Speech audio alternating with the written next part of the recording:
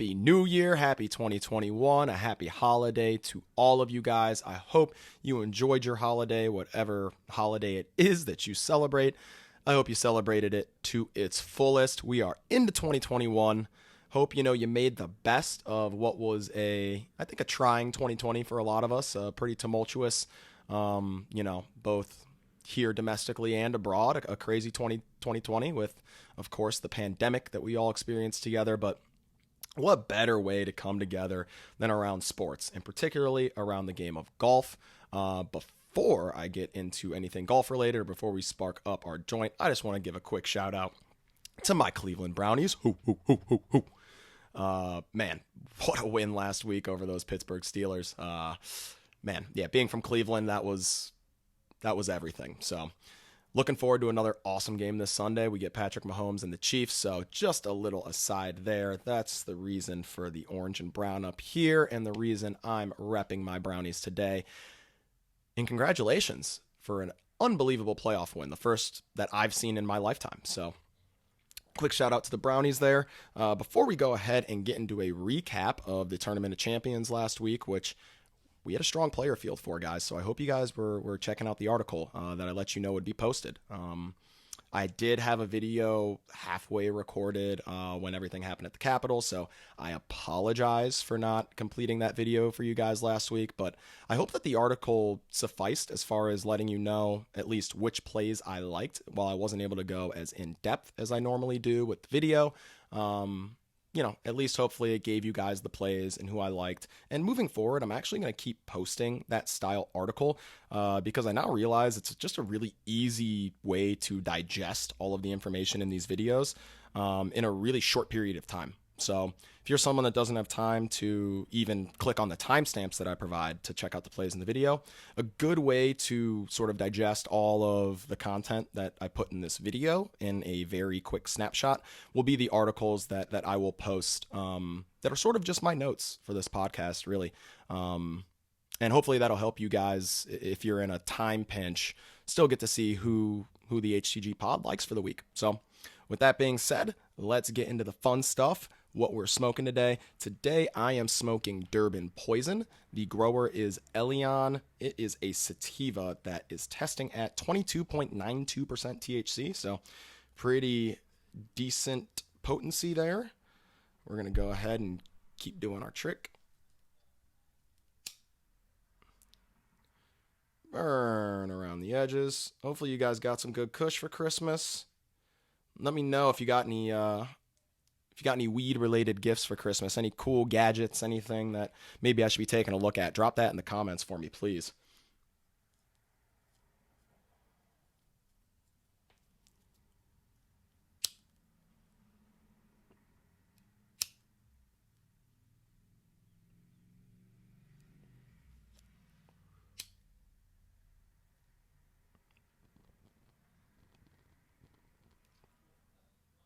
Rolled it without a crutch. Got a little butt on my lip, but no harm, no foul. Extremely tasty. Yeah, this is gonna conduce itself well to doing this video. It's a very tasty strain. Okay, let's do a recap really quickly of the Tournament of Champions last week. Again, I hope you guys checked out that article because the player pool was very good. We hit on all of the top three. So Harris English won at 25 under in a playoff over Joaquin Niemann, who was just electric on Sunday, posting a 9 under. JT, Justin Thomas, finished solo third. So all three of those players were a part of our player pool. We included them in the article. I believe of the 42 player pool that we had last week, we had 42 players in the field. I believe I touted 16 players, maybe 18 players. So I did want to make, those tough decisions for you guys to really narrow down what was already a small and talented field. And it looks like we did an awesome job, to be honest with you. So we nailed the top three. We had English, we had Niemann, we had Justin Thomas, and JT. We had some outrights on him as well. We were hoping he could really show well there at the finish and maybe pull out a victory to cash some tickets we had on the outright. But Alas, he finished a solo third, 3-putting the 17th on Sunday. If he just could have found a 2-putt there, would have found himself at minus 25 under and in a playoff, and I imagine he's favored in a playoff over Harris English and Joaquin Niemann. So a little unfortunate there for JT at the close, but aside from that, what a great event for us. And I hope that you guys out there, you HTG viewers, had an awesome event too. Haven't heard from any of you yet. Maybe, we are having some smaller events. It was $200,000 to first on DraftKings last week. Another $200,000 to first and a $10 entry this week for the Sony Open. So, maybe you guys are just waiting to get your feet wet, which isn't a bad idea. But if you are playing and having some success, which if you followed our picks last week, I would imagine you had some success, then let me know. Yeah, shoot me a text, drop it in the comments. Any way you can get a hold of us, get a hold of me and let me know how you're doing. I love to hear when you guys are succeeding as a result of the information you're receiving here. So please do reach out and let me know if you are having some success. Some other takeaways I have here just to note for the Tournament of Champions, things we're going to want to note moving forward. Daniel Berger, someone who I have sort of starred this year, continuing to show good form. Ever since he's returned from that pretty catastrophic wrist injury he had, he's been nothing short of spectacular, really showing himself to be a top 15, if not top 10 player in the world. He had all the talent coming out of college, right? He was supposed to be one of the wonder kids, right, in that JT Spieth sort of era, and the injury set him back a bit, but now it looks like he is certainly making up for lost time. Also, on top of that, I do think that Berger will have a little bit of added motivation, a bit of a chip on his shoulder this year, if you will, for being left out of the 2020 Masters field, late in the fall last year. It really just unfortunate because the Masters ended up having to lock the field, before much sooner than they normally would have. So Berger didn't have as many events to try to qualify as he normally would have. And in those events he would have had to qualify, he performed spectacularly. I mean, the guy's ranked 13th in the world, or at least was prior to last week. I'm not sure if that's climbed with his top 10 at Tournament of Champions, but was 13th in the world prior to last week and didn't get an invite to Augusta. So definitely look out for him in April. I think he'll have something to prove there at Augusta in particular, but for the PGA Tour season at large, Berger will be a guy I have my eye on, similar to Rory McIlroy I mentioned in the article. Just because I think these guys have a little bit of a chip on their shoulder and something to prove heading into 2021. The other thing that I noted was Mark Leishman is back. Really looks to be turning his game around. Gained strokes tee to green, was awful with the putter, so the ball striking is what we want to see return for Leishman. That's where he makes his money. And it looks like it's back. Again, he was pretty broken for the latter part of 2020, right? But, some guys might take longer to adjust to this COVID world or COVID environment on the PGA Tour than others. And maybe it just took Leishman longer to adjust. Or maybe his game was just trash for a little bit. Either way, it doesn't look to be the case anymore now that we flipped the calendar to 2021. He posted all 4 of his rounds under par at the Tournament of Champions. Certainly a golfer we want to keep our eye on moving forward. We know his talent level. We know what his ceiling is. And if he's starting to round back into form, he is being priced much too cheaply and not owned enough if that's the case. So Mark Leishman really looks to be turning it around. Started to show us signs at the Masters, but this performance at Tournament of Champions has solidified that for me. So let's go ahead and respark.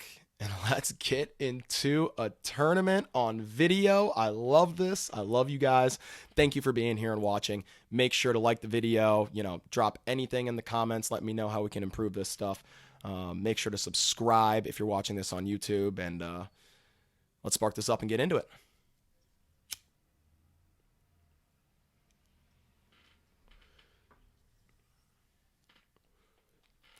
The 2021 Sony Open. So the last tournament of our mini Hawaii swing here with, the event last week, Tournament of Champions. Being in Hawaii, we are in Hawaii again for the Sony Open at Waialae Country Club in Honolulu. Par 70 golf course, 7,044 yards is what it will play at, and we are putting on Bermuda green surfaces this week. Cam Smith's our defending champion. He posted 11 under, won in a playoff over Brendan Steele last year.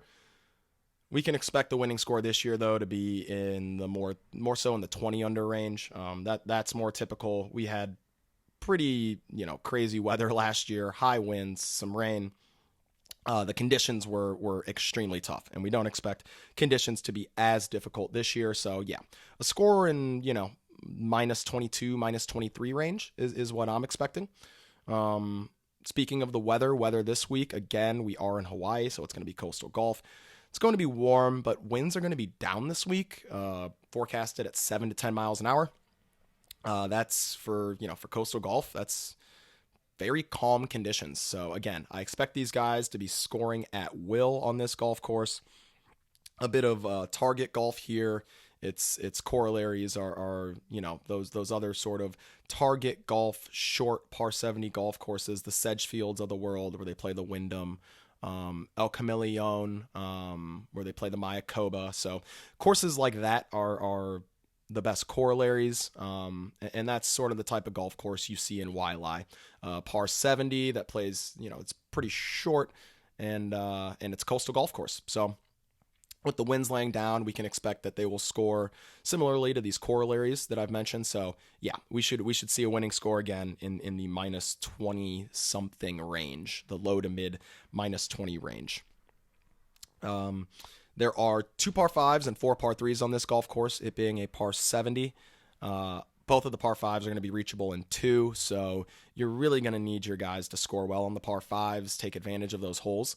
But since there are only 2 of them, we're not weighing them as heavily in our model. It's not one of the main statistics we're going to track, as we probably would if there were, say, 4 par 5s that were being played on this golf course. But certainly with only 2 par 5s, you're going to want your players to take advantage of those holes when they get to them, especially since both are reachable and eagle opportunities can be had on either one. Our statistical model this week, our golfer prototype, we are looking at strokes gained approach, greens in regulation gained, good drives gained, opportunities gained, and strokes gained putting. And a couple of those statistics we haven't used very often, so just to refresh your guys' memories, good drives gained would be one of those that we have not used very often. Good drives gained is a measure of the drives where a player either hits the fairway off the tee, or they don't hit the fairway off the tee, but are still able to hit the green or fringe in regulation with their approach. So there are some golf courses, essentially this is used when hitting the fairway isn't as important as, leaving yourself the correct angle or being on the correct side of the hole. So someone in the fairway on this golf course might be in worse position than someone that's missed the fairway but has given them the correct angle. So we really want to track those good drives rather than those strokes gained off the tee this week. And as well as opportunities gained is another statistic we're using that we've only used a few times previously. So I want to explain that one to you guys. So opportunities gained are birdie opportunities inside of 15 feet on the green or fringe. So either in regulation or under regulation, are you 15 feet or less from the hole?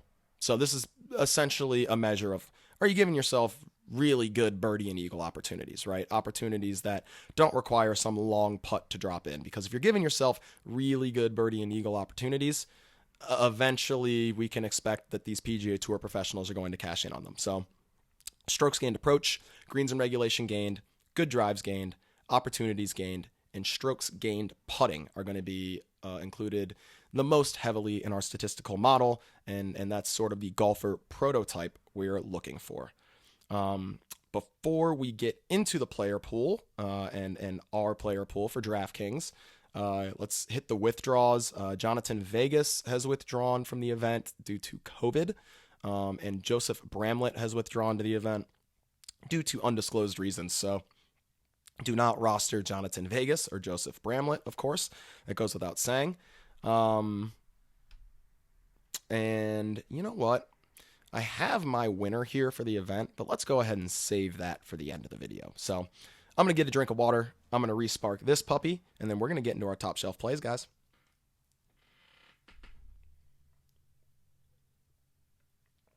Oh.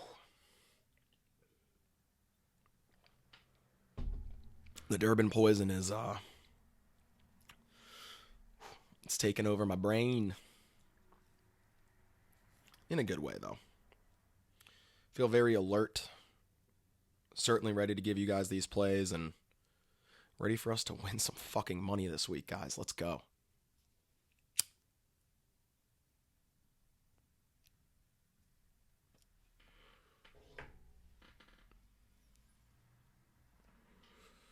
The first of our top shelf plays for the week for the 2021 Sony Open. Webb Simpson, $11,100 price tag. He is the most expensive player on the slate. 19.9% projected ownership. Webb coming in first in our custom model. It should really come as no surprise to you. We're on Bermuda greens. We're playing some target golf. A corollary is the Wyndham at Sedgefield, where Webb is spectacular. This golf course absolutely screams Webb Simpson. No reason to be scared by the ownership. His course history here, I'm surprised he hasn't won this event in the last 5 years, to be honest with you. He came third in 2020, T4 in 2018, T13 in 2017, and T13 as well in 2016. So no worse than a T13 finish dating back to 2016. Let's not overthink it, guys. We can save some money in the $7,000 range.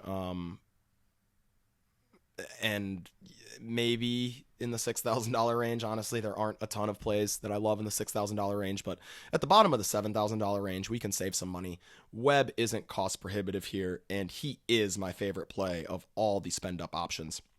There are a few top shelf plays that we'll talk about today that I do like, but Webb is my favorite of them all. And the ownership's certainly palatable. So Webb Simpson, I'm not going to get too much more into it. $11,100, 19.9% projected ownership. The top player in our model, the top player in Draftkings pricing, but it's warranted. Let's go ahead and roster the guy. He's gained 32.16 strokes total over his last 4 events here at the Sony. I'll be owning some Webb Simpson, and I think you should too. So Webb, $11,100. He is our first top shelf play for the event. Our next top shelf play is going to be Harris English, who, I typically don't like to, you guys know this about me. I typically don't like to roster a player coming off of a win. It is just rare that, a player will win back-to-back weeks. It's a hard thing to do. It really is. It's just a difficult thing to do. But English is unconscious. He's absolutely unconscious. He comes in third in our custom model. If there were ever a spot that someone could go back-to-back, of course, the top caliber players, the JTs of the world, DJs, all that stuff, they, of course, have a chance. But I remember a few years back, there was this wonky year where, Jonathan Vegas those were defending champs. Those were defending champs repeating. Okay, so this will be English trying to win back-to-back events, which is a bit of a different story. But still, he's statting out so great that I can't ignore him. I really can't. This guy has gained strokes tee to green.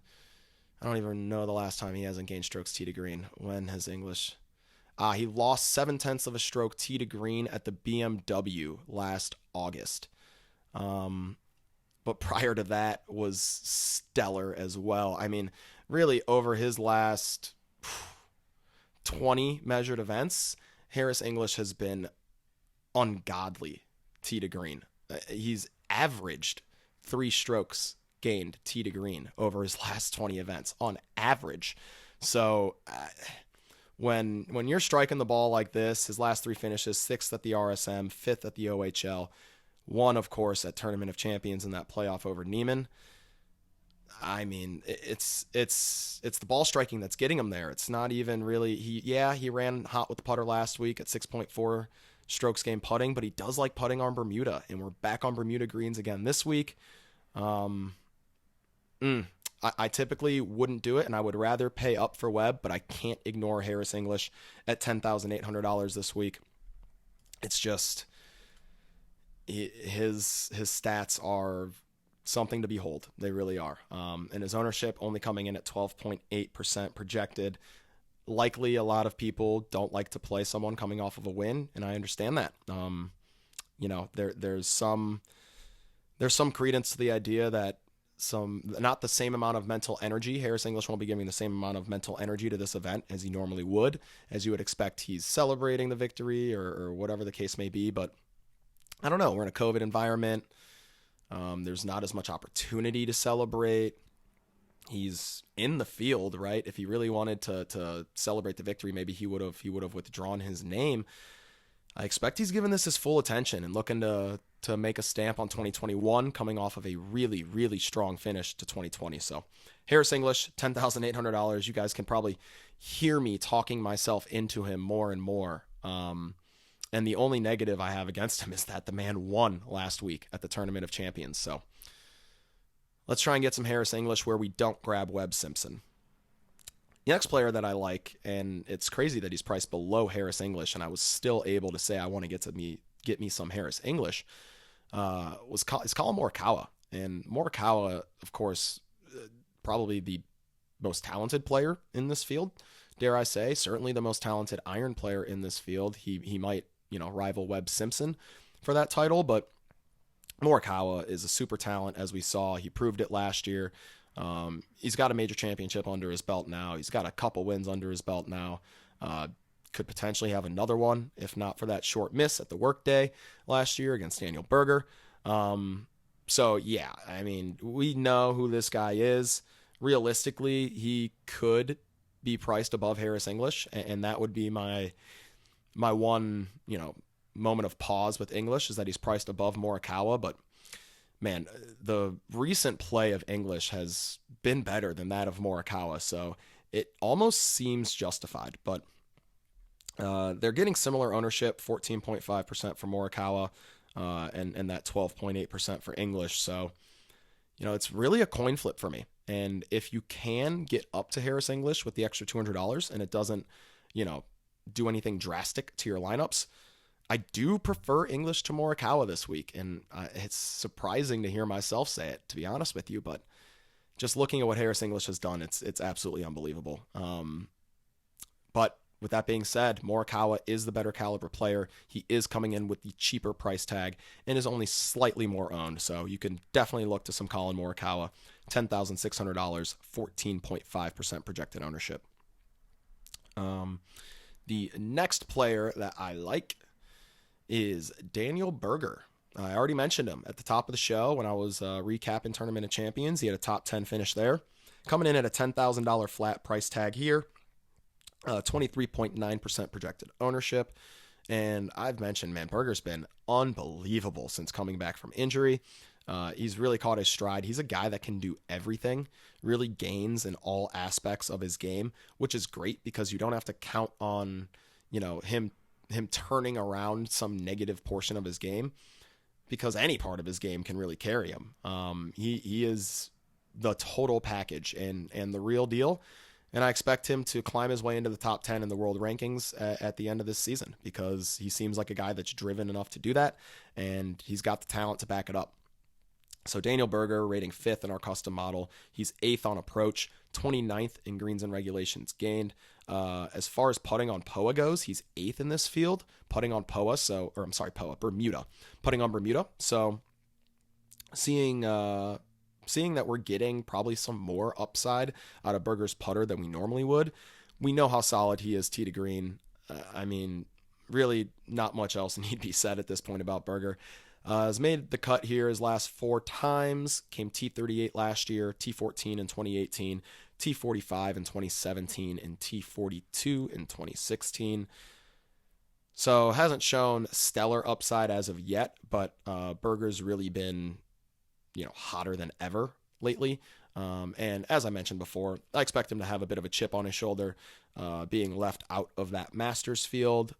So Daniel Berger, $10,000 flat, maybe a bit harder to get to this week, given that there aren't a ton of players in the low $6,000 range that I like. And I do really like the idea of grabbing at least one of Webb Simpson or Colin Morikawa or Harris English. So with that being said, it might just be a little bit difficult to get to Berger, but if you can, I certainly think he's worth the salary. It might take grabbing, one of those guys up at the top, like a Webb or an English, pairing them with a Berger, and then dropping straight down into that low $7,000 range. That might be what it takes, and that might be the combination that we see take down a big prize, because these guys up at the top have a lot of win equity, and there are a lot of guys down in that low $7,000 to mid $7,000 range that I think are viable this week.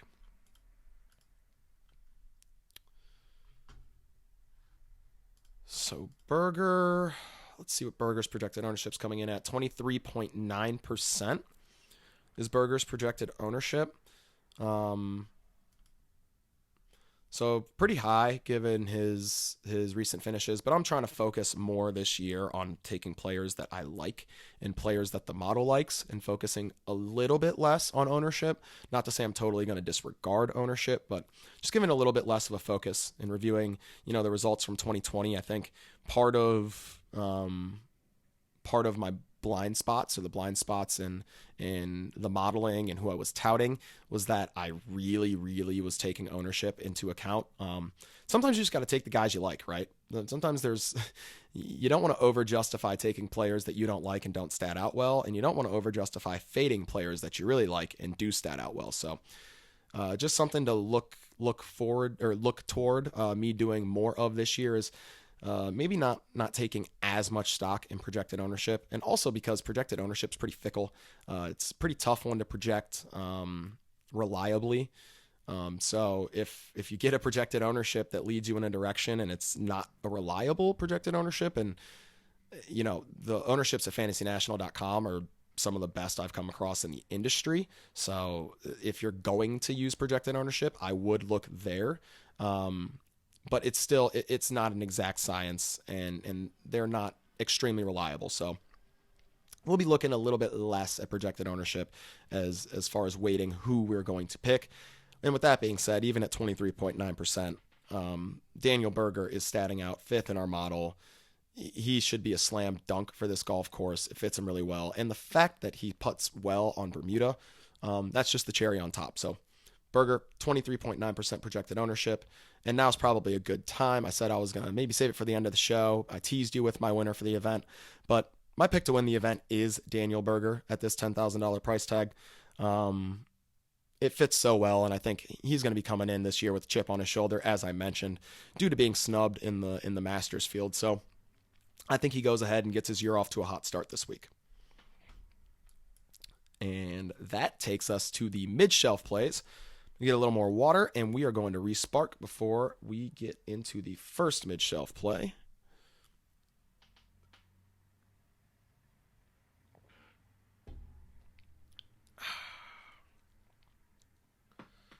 That's some high-quality H2O.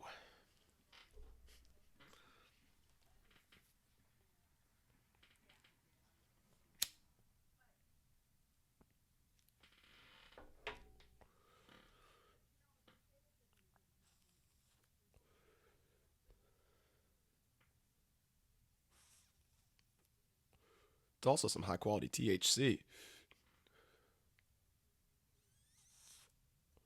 I'll definitely get this stuff again.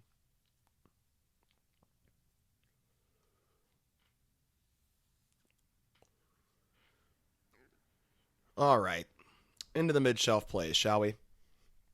The first mid-shelf play is Mr. Sung J M, $9,800 price tag, 26.7% projected ownership. He is the highest projected owned player on the slate for DraftKings, and it's warranted. Coming in 12th in the custom model, second in good drives. So Sung Jae knows how to play a golf course, especially a golf course that's, coastal, par 70. It's kind of his vibe, right? This sort of target golf. Similar to Webb Simpson, similar to a guy we'll get to later, Zach Johnson, similar to a lot of these guys that we're going to be touting this week. Sung Jae is a perfect fit for this golf course. 12th in opportunities gained, so we know he's been putting himself in positions over his last 24 measure rounds to make birdies. 26th in putting on Bermuda, so certainly better than field average. 49th on approach is his lowest mark. And Sungjae is a guy that we can expect to trend better than that. We know what his talent level is. And in this field, I would expect that his baseline approach numbers be better than 49th. And again, something also to keep in mind is that the sample size of the last 24 measured rounds for the data we're pulling, it's going to pull the last 24 measured rounds for these guys, like regardless of what event they were playing on the PGA Tour. I've mentioned this before. Sungjae is getting, these rounds measured in tougher fields than a lot of these players he's being compared to in the statistical model. So that could also be weighing him down a bit more to this 49 number in strokes gained approach. But the approach game is not something that I'm, overall I'm worried with Sungjae about. Not long term and not short term either. Tournament of Champions gained 9.5 strokes tee to green. So yeah, it's really nothing to be concerned about. Gained 5.2 strokes on approach. So definitely not concerned about it short term, and I'm not concerned about his approach game long term either. So there's upside on that number too. I mean, Sungjae looks phenomenal this week at this $9,800 price tag. It's going to make it tough to build because we like so many guys up here at the top, 9,800 and above, Sungjae, Berger, Morikawa, English, Webb. It's going to be tough, but we're going to have to jam as many of these guys into lineups as we can, and we definitely want to start with these guys. We want to start lineups with these guys. I don't like the idea of going like this hybrid lineup, this balanced build this week where you're going to start, down at like 9K or in the high 8K range. No, we're going to go ahead. We're going to grab one of these guys up top from Sungjae and above. I think it's likely that one of those 5 players wins this tournament. The other player who I'm actually not going to roster this week is Joaquin Niemann. I just think, being in the playoff last week is going to take a little bit more out of him. I mentioned Harris English going for back-to-back wins, and maybe that's a reason to get off of English. Even more so, much more so, I think a reason to get off of Niemann is potentially how deflating that playoff loss could have been for him. So while he's statting out well, that is enough reason for me to be off of Joaquin Niemann this week on the top end. But Sungjae, man, if not Berger, Sungjae would be my second pick to win the event. And I will be rostering plenty of him, even though he is the highest projected owned player on the slate. The next mid-shelf play is Ryan Palmer at $9,200, and buyer beware with this one because this is probably the highest spot you'll ever see for Ryan Palmer. $9,200. That's a crazy price tag for him. And when I first saw it, I was like, no way am I ever considering Ryan Palmer. But then I did a little more digging, and Ryan Palmer's been balling, y'all. Over his last 20, gained an average of 2.6 strokes tee to green. Over his last 5, an average of 4.1 strokes gained tee to green. He's come solo 4th in his last 2 events, the Zozo and the Tournament of Champions, gaining 7.7 strokes tee to green at Tournament of Champions last week. Over the last calendar year, let's see, he has 1, 2, 3, 4 top 5s and 7 top 10s. He has been playing much better golf than I would have given him credit for. I do think $9,200 is a buy high spot, but his recent form is hot enough that, we might just want to ride Ryan Palmer till he gives us reason otherwise. I don't know if he's become if he's changed anything materially in his game that's just made him better. And he's going to, sustain these numbers, but whether he's running lucky tee to green, which is almost impossible to do, or if he's changed something and figured something out mechanically that's, bumped him to another caliber of player, I'm going to stick around to find out, because the numbers say that, Ryan Palmer should be in contention this week. And Ryan Palmer also tailor-made fit for this golf course. Let's take a look at Palmer's course history here. Palmer came T4 last year, T58 in 2018, was cut in 2017, came T13 in 2016. So, yeah, I mean, he's clearly got plenty of upside with that T4 last year. Seemingly loves to come in fourth here recently, back-to-back fourth-place finishes, and came T4 at this event last year. So maybe a top 4 finish is in store for Mr. Ryan Palmer this week at $9,200. I thought we might get a little bit more of an ownership discount on him, 16.7% projected ownership, since he is $9,200. But yeah, I think everyone's seeing what I'm seeing, and Ryan Palmer's statting out well enough that I think you got to ride the wave this week.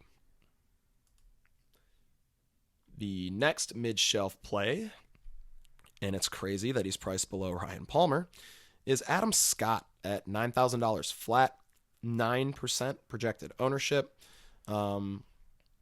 Scott coming in 19th in our custom model, 17th on approach, 5th in greens and regulation gained, 31st in good drives, 62nd in opportunities gained, and 83rd in putting. So really Scott just hasn't been putting himself close enough to the hole lately. And he doesn't putt very well on any surface. He's average. But Bermuda looks like he's a little worse than average. So we're not getting him on his preferred putting surface. And he's not hitting the ball extremely close to the hole here as of late, over his last 24 measured rounds. But we know the caliber of player that Scott is, and Scott has, over his last 5 rounds, gained 1.1 strokes tee to green on average. Over his last 10, that's 2 strokes tee to green. And over his last 20, he's averaged 3.8 strokes gained tee to green. So we know we're going to get out of him as a ball striker. The approach numbers are great as well. 2.4 on average over his last 5, 1.3 over his last 10, and 2.5 over his last 20. Gained 6.8 strokes on approach last week at the Tournament of Champions. So it's really just his putter that let him down in his around the green game. Lost 4.1 strokes around the green. 3.1 of those strokes were on the green. Lost 3.1 putting and 4.1 around the green. Wow. Short game really let him down as a whole. But the irons were good. So if he can turn it around this week on their Bermuda greens, which, while not likely at 9% projected ownership, I'm willing to go there. So Adam Scott, $9,000 flat, 9% projected ownership is our next mid-shelf play. After Scott, we have the Kevin Kisner, $8,800 price tag, 18.5% projected ownership. Kisner is, of course, as you would imagine, a great fit for this golf course. I like him for all of the same reasons that I like Webb Simpson. Kisner is essentially Webb Simpson light. Maybe not as good of a putter on Bermuda as Webb is, but still good in his own right, and certainly live here and a viable play, even at this elevated price tag and ownership. Surprisingly, he didn't stat out great. Kisner came in 73rd in our custom model, 79th on approach, 108th in greens and regulation gained, 81st in good drives, 86th in opportunities gained. Like, this stuff is not pretty, but we expect Kisner to run hot on Bermuda greens, similar to Webb, as I mentioned. And on top of that, his recent form has been, at least somewhat decent. He gained 0.3 strokes tee to green over his last 5 on average, 1 stroke gain tee to green over his last 10 on average, and he's gained 0.2 of a stroke tee to green on average over his last 20 measured events. So he's green everywhere as far as tee to green goes. Same goes for approach. He did not have a good event last week at Tournament of Champions.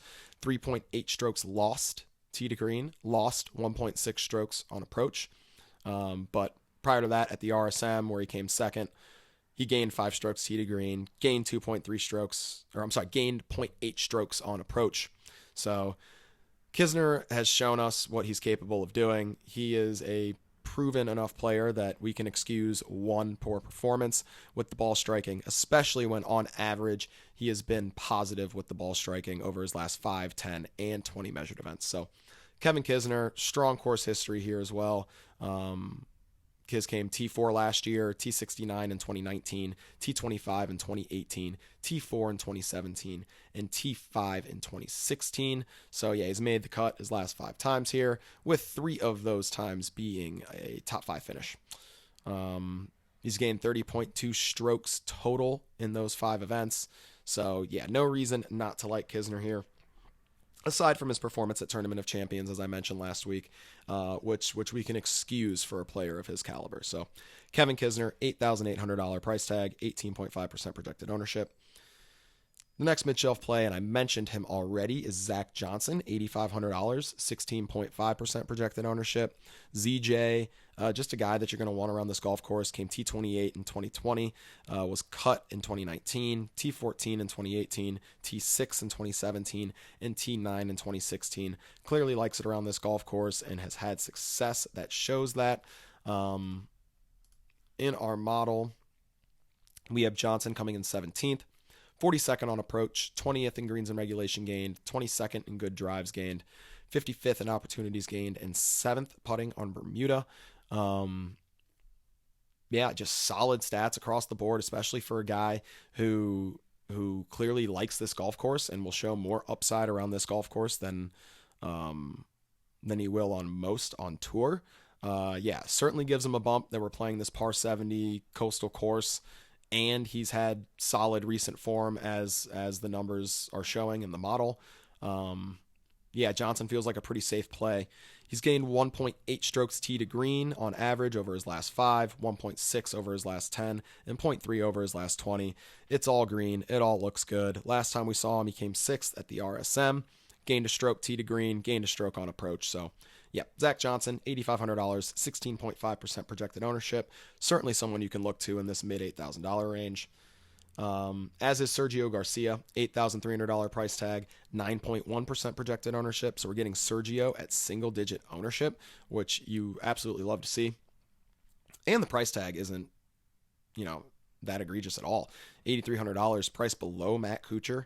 At $8,400, who Kuchar has had success here. He's had success at Mayakoba, so I understand why people will go to Kuchar this week, but he just doesn't seem to be the same player that he once was. I think Father Time is starting to take its hold on Matt Kuchar, and this year will be very telling for us if that's the case, especially if he doesn't perform in events like this one. So Kuchar's finish in this event will be something to note, because if he isn't competing in events like this, then we can pretty much write him off as being a guy that we want to pay this price tag for. But Sergio at $8,300, come in 15th in our custom model, 25th on approach, 21st in greens and regulation gained, 18th in good drives gained, 9th in opportunities gained, 85th with the putter on Bermuda surfaces. So that's the concern, of course. But Garcia was unbelievable tee to green last week at Tournament of Champions. Gained 8 strokes tee to green at Tournament of Champions and lost a stroke on approach. So, this guy's just absolutely pounding the ball off the tee.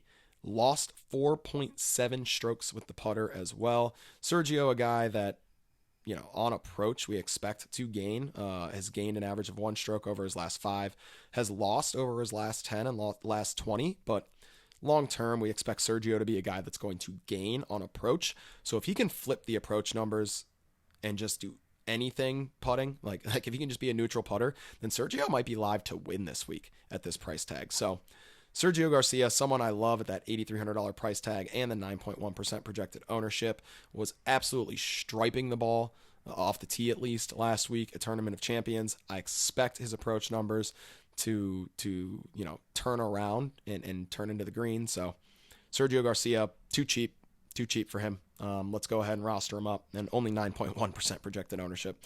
We love to see it. The next player is Eric Van Rooyen, EVR at $8,000 flat, 6% projected ownership. I don't love him. He's just too cheap for the caliber player he is. He's like a top 50 in the world ranking kind of guy. Coming in the custom model, 30th, 43rd on approach, 44th in greens and regulation gained, 38th in good drives gained, 43rd in opportunities gained, 69th putting on Bermuda. So nothing stellar, pretty average across the board.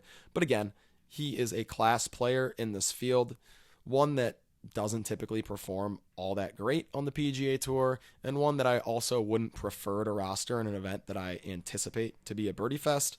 But he's someone that if you sort of land here at $8,000 left and he's your last guy in, he's a guy you can stuff in as your last guy in. So EVR, Eric Van Rooyen, $8,000 flat, 6% projected ownership.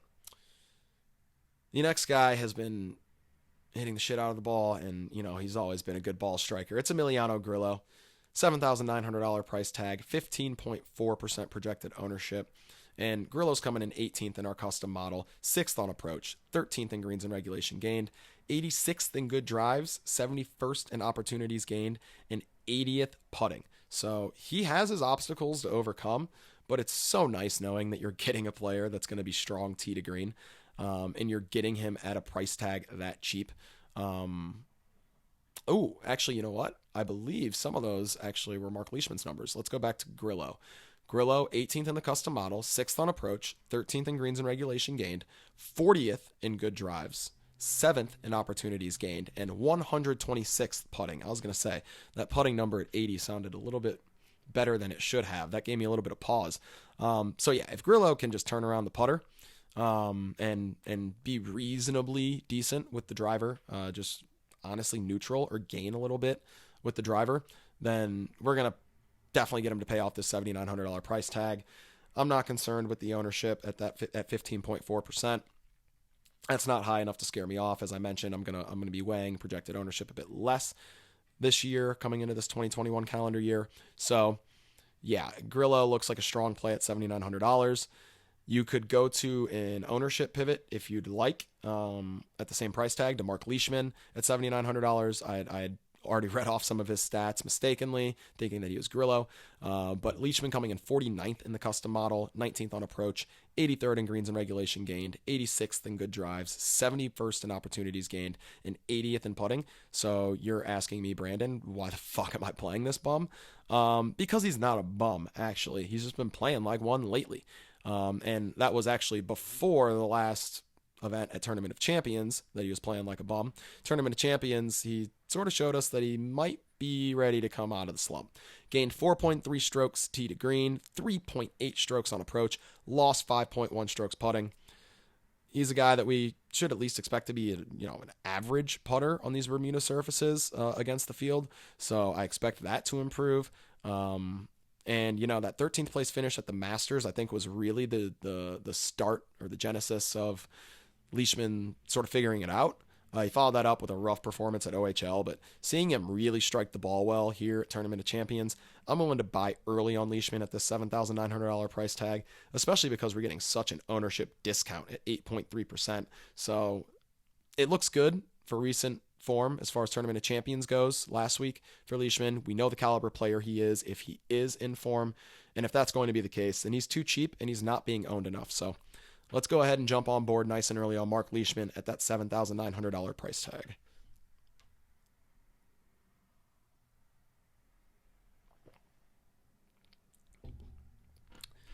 The next mid-shelf play is Keegan Bradley, $7,600 price tag, 8% ownership, or 8% projected ownership, I should say.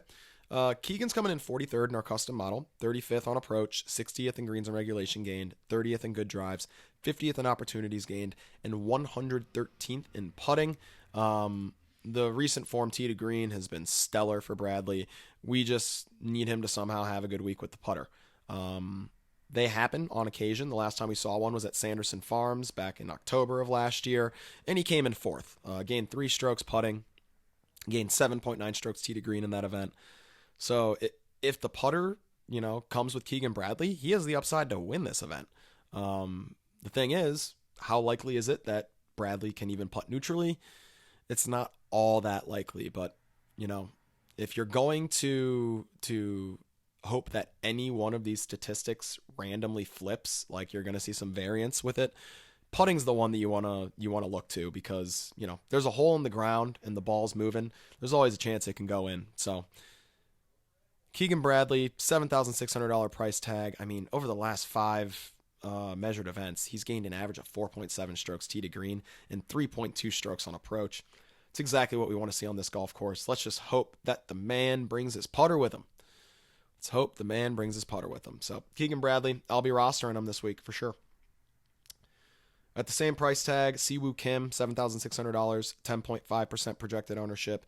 And yeah, Siwoo at, par 70 golf courses, he's a guy that we want to play. He's a talented guy, a guy who's, won the Players Championship. So he likes these sort of target golf setups. Coming in our model at 58th, 39th on approach, 84th in greens and regulation gained, 62nd in good drives, 33rd in opportunities gained, and 117th in putting. So similar to Keegan Bradley, you're going to need Siwoo to bring the putter. You're going to need him to run hot with the putter, but also similar to Bradley, he's been absolutely striping the ball. 2.7 strokes gained tee to green on average over his last 5 events. 4.3 strokes gained tee to green on average over his last 10 events. He's gained 1.2 strokes on average on approach over his last 10 measured events.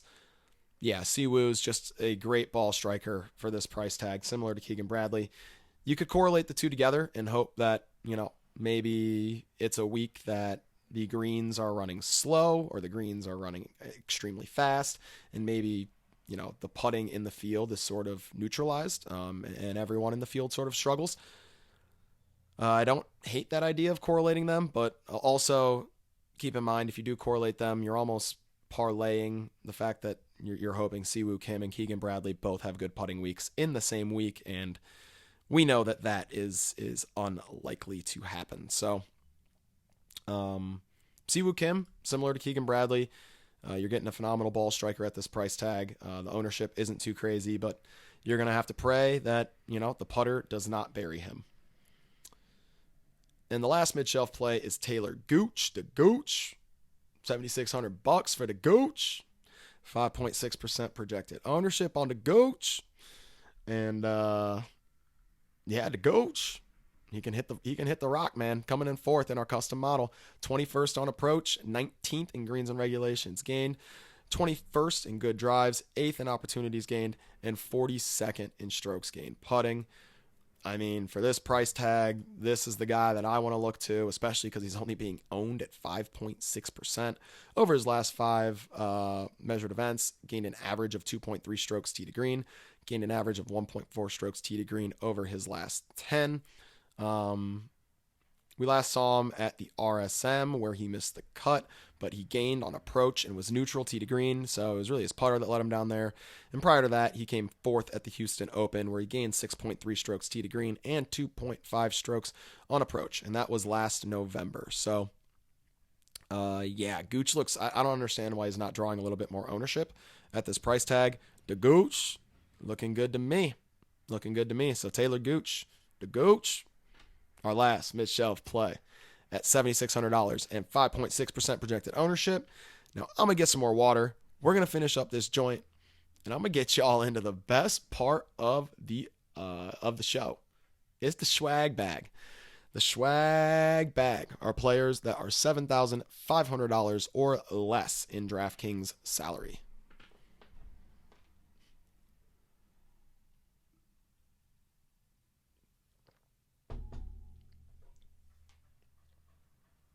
Let's polish this baby off.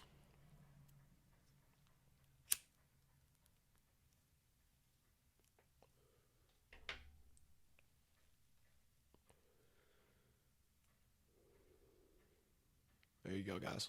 Decided to share today. 2021. Trying to share a little bit more. Sharing is caring, guys.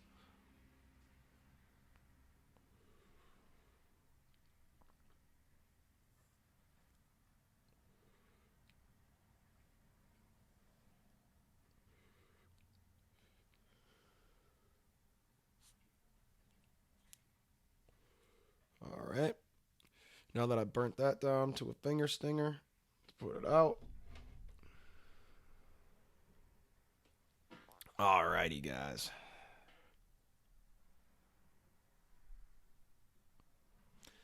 Time for the SCHWAG bag. Get one more drink of water.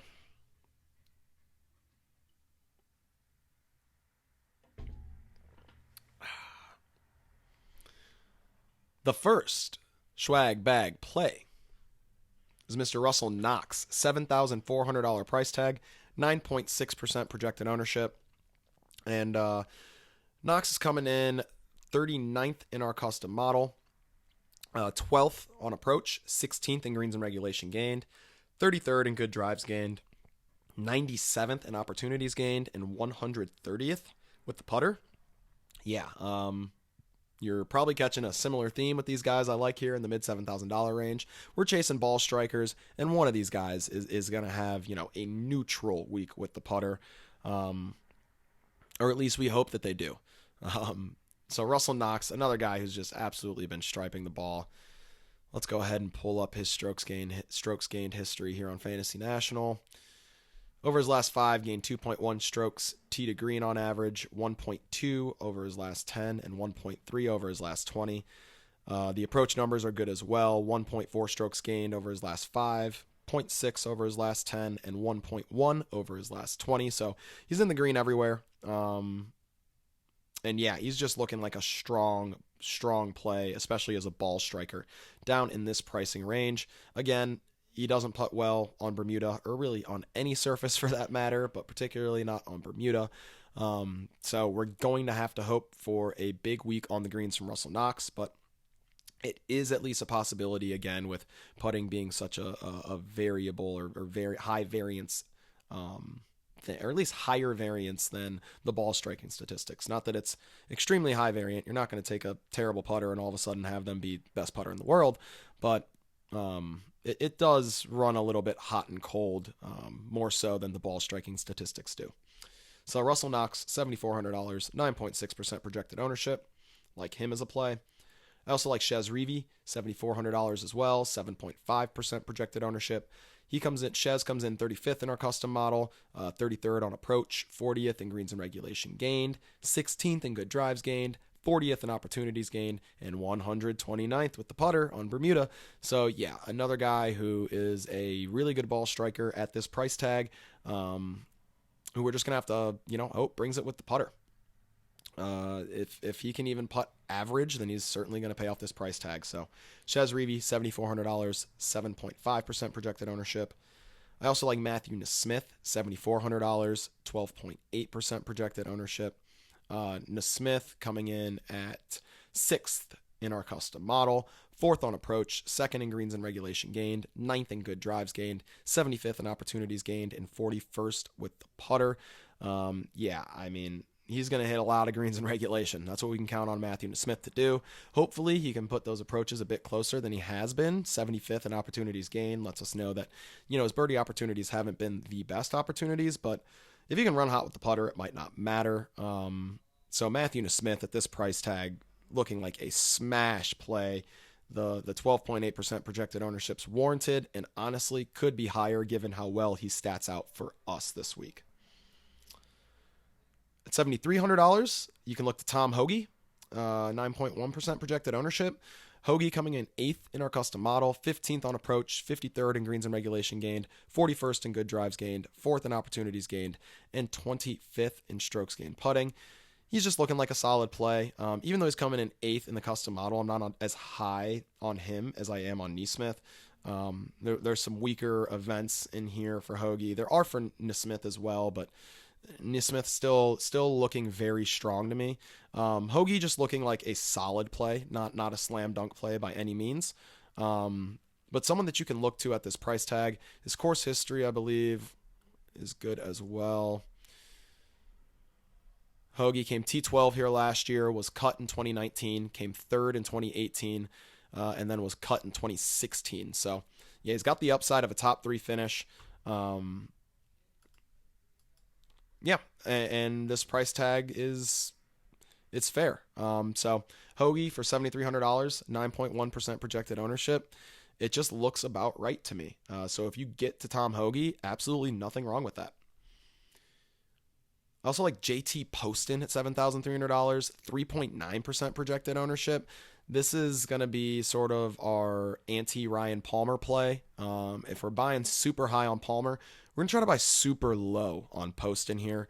JT Poston, a better talent, I think, than he has shown lately on tour. I mean, this guy's a talented player, a talented ball striker. Really lost a lot of form last year, particularly at the end of last year. But again, some of these guys maybe just taking a little bit longer to adjust to the COVID environment on tour. And at least we saw him turn the corner a bit lately. At the RSM, he gained 1.2 strokes tee to green and 1.1 stroke on approach, lost 1.5 strokes putting, and ended up missing the cut. At the Houston Open, he gained 3.1 strokes tee to green, gained 3.5 strokes on approach, came 20th. Like, this guy long term is a solid ball striker, and has tons of upside with the putter when he gets hot. So, man, it's just a great buy low spot on JT Poston. It's coming in sub 4% at that 3.9% projected ownership. $7,300 price tag is not difficult to get to. I told you guys I liked a lot of people in the mid to low 7K range, and I wasn't lying. Poston's another one of those guys that I think you can look to with reasonable confidence. At least reasonable confidence in the respect that you're getting a player that should be higher owned than they are. He will start to progress, and it already looks like he has. So, another player you can look to down near this price range, Kyle Stanley, $7,200, 7.7% projected ownership. And Stanley's a guy you can just look to if, anytime you're playing a short golf course in a weak field, if Kyle Stanley's been in decent recent form, he's reasonable play, especially at a price tag that puts him in the SCHWAG bag here at $7,200. So, yeah, not a play that I'm in love with. Coming in 10th in the custom model, 13th on approach, 48th in greens and regulation gained, 24th in good drives, 2nd in opportunities gained, but 78th with the putter. Stanley has been known to potentially let you down with the putter, and that's an understatement. I'm being kind there, but typically strong player tee to green and on approach. Does not play the Wyndham particularly well. Corollary courses, he does not play particularly well. His course history here, let's see, Kyle Stanley, he was cut last year, came T22 in 2019, T10 in 2018, T36 in 2017, and T13 in 2016. His recent form has been okay. Let's see. It's been a mixed bag, really. He gained 5.1 strokes tee to green at RSM, gaining 8.1 strokes on approach. But previous to that, lost 8.6 strokes total at Bermuda, where we don't have all of our strokes gain data. And that's a weak field, too. And then at Shriners, he lost 6.2 strokes on approach, 7.9 strokes tee to green. So just a highly volatile play. If you roster Kyle Stanley, don't be surprised if he absolutely blows up in your face, but also understand that he carries a tremendous amount of upside with him.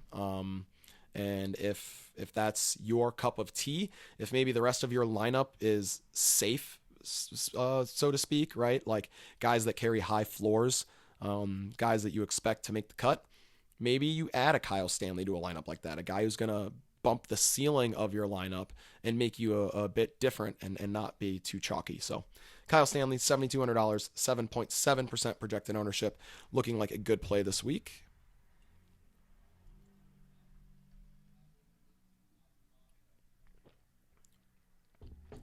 Still in this low $7,000 range, guys. I like Brendan Steele, $7,100, 3.5% projected ownership.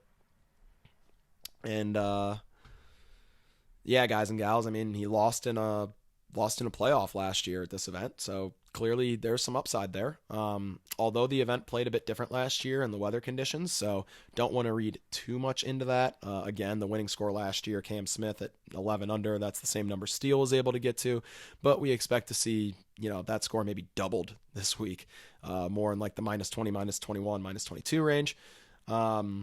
But Steele still, in his own right, has been playing okay as of late. So coming in with decent form and a good course history, coming in 28th in the custom models, 61st on approach, 11th in greens and regulation gained, 12th in good drives gained, 23rd in opportunities gained, and 91st with the putter on Bermuda. We're going to need a good week with the putter for Brendan Steele. Clearly that happened for him here last year where he gained strokes putting and was able to finish solo second, losing in that playoff. So who's to say it can't happen again? And the ownership is not there, so I'm willing to go there. 3.5% projected ownership is low enough that I'm willing to at least take a few shares of Brendan Steele. It shouldn't be too hard to get leverage on the field. Also at $7,100, still sticking in this pricing range, SCHWAG, Flame, Flame. $7,100, 7.8% projected ownership. SCHWAG coming in at 27th in our custom model, 26th on approach, 24th in greens and regulation gained, 38th in good drives gained, 70th in opportunities gained, 77th in strokes gained putting. Just solid ball striker for this price tag. Not really hitting the ball close enough to the hole right now or converting with the putter. But if the ball striking is going to continue to be there, then Sepp Straka is going to be viable, especially when he's down here in the SCHWAG bag at $7,100 and at 7.8% projected ownership. So Straka looking fine this week. I'd probably prefer Chuck Hoffman, though. Charlie Hoffman at $7,000 flat, 6.7% projected ownership. Just a talented player for this price tag. He's got really all the talent in the world that maybe hasn't been realized as much as some of his peers on tour might have expected. He was a wonder kid coming out of California with all the talent in the world as an amateur. Has had a mixed bag pro career, a guy that you typically see at the top of leaderboards early in events, but does not have many wins to his name. He's coming in 14th in our custom model, though, 16th on approach, 32nd in greens and regulation gained, 92nd in good drives. So that's the one to watch there. Can Chuck bring the driver this week? Potentially. Third in opportunities gained, though, and 33rd in strokes gained putting. For Hoffman here recently, the off the tees looked good. So if he flips those driving numbers, then look out. He's going to be super live. Over his last 5, he's actually gained an average, of 1.9 strokes off the tee. So, I mean, it looks like we should expect better off the tee numbers from Chuck Hoffman this week. And if he can leave himself the correct angles and hit these good drives, then everything else looks like it is matching up very well for Hoffman at $7,000. Another one of these guys in the $7,000 range that we like this week, but hey, these guys are going to allow you to get access up to the top, and I let you guys know how much I like those players up at the top, so don't be afraid to really just sprinkle tons of shares down in this range, because I do like a lot of the guys down in this range who I have mentioned. A guy going a little bit against the grain of these, struggling putters we've been touting here. Peter Malnati, $6,900 price tag, 10.9% projected ownership. Malnati is an amazing putter. Came T12 here last year, was cut the 2 years prior, but then came T27 in 2017 and T79 in 2016. So that T12 last year, of course, showing some upside for Malnati, especially at a $6,900 price tag, which for a guy who can putt like this, I'm willing to pay. 10.9% projected ownership, nothing to be afraid of. 44th in our custom model, 51st on approach, 107th in greens and regulation gained, 109th in good drives gained, 19th in opportunities gained, though, and 5th in putting. So, I mean, yeah, he's a bad ball striker, but he's somehow given himself chances at birdie, and almost nobody in this field is better at converting them on Bermuda. So, worth a shot at $6,900, a guy that has an elite skill set with that putter that he has, and a guy who's been gaining opportunities on this field lately. So Peter Malnati, $6,900, 10.9% projected ownership. I think you can look to him this week. I also think you can look to Doug Ghim, $6,900 price tag as well, 10.5% projected ownership. And when I clicked on Ghim's name here on fantasynational.com, I was surprised to see the ball striking statistics here as of late. Listen to this. An average of 4.6 strokes gained tee to green over his last 5 events, and 2.7 strokes gained on average over his last 5 events on approach. So, I mean, this guy's been absolutely balling. He's made his last 4 cuts at OHL, RSM, Bermuda, and Sanderson Farms. Of course, weaker events, but should be gaining some confidence. He was, a highly touted amateur, so, high caliber of pedigree. So, yeah, I really want to see what Doug Ghim does this year. Looks like he's trending in the right direction. We don't have to pay much for him here at $6,900. The ownership is higher than I expected at 10.5%, but of course, we can expect that other people are seeing the statistics we're seeing. So, yeah, I mean, Doug Gim looking like a good play here at $6,900. Do not be afraid to go to him if you need some salary savings. And that takes us to our last player, an absolute bomb. Only if, you can't find a way to save enough money to get the players you like unless you really dip low. Got one bomb for you here at $6,400. It's Jim Herman, 0.6% projected ownership. I wouldn't look to Herman unless you have to, but 34th in the custom model, 56th on approach, 36th in greens and regulation gained, 26th in good drives gained, 60th in opportunities gained, 48th strokes gained putting. And I mean, we know what he did at the Wyndham. He was, if you read the article that I posted last week, the surprise performance of the year for 2020. I mean, he just absolutely fucking dominated at Sedgefield. And it's unreal what he did. He did it everywhere too. He did it tee to green. He did it on the greens. He did it everywhere. So if he can do that to Sedgefield, it is plausible that he can do it around Waialae. Well, not probable. It's plausible.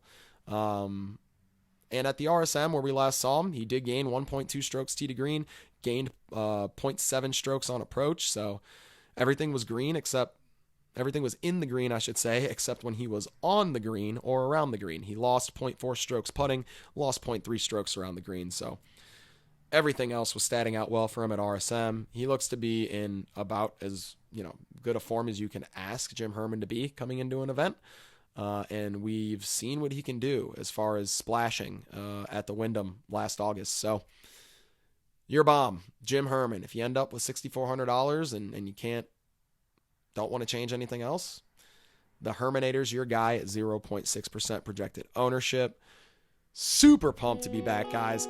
Awesome to get this first video out for 2021. Again, if you're new to the podcast, as a matter of fact, please subscribe to the YouTube channel, like the video, drop in the comments section, let me know you're new. I'll make sure to respond. Also, let me know, guys, what's your favorite, marijuana-related gift that you got for Christmas? I'm sure some of you guys got some of those, so drop it in the comments section for me. Make sure you continue to follow me on Instagram, on Twitter. Let me know what you guys want to see in future iterations of the show. We're going to be making some changes here throughout 2021, kind of experimenting, so let me know what you want to see, and I'll see if I can oblige. So I love you guys. I hope we have a huge fucking week. Let's go get it, guys. Love you. Peace out.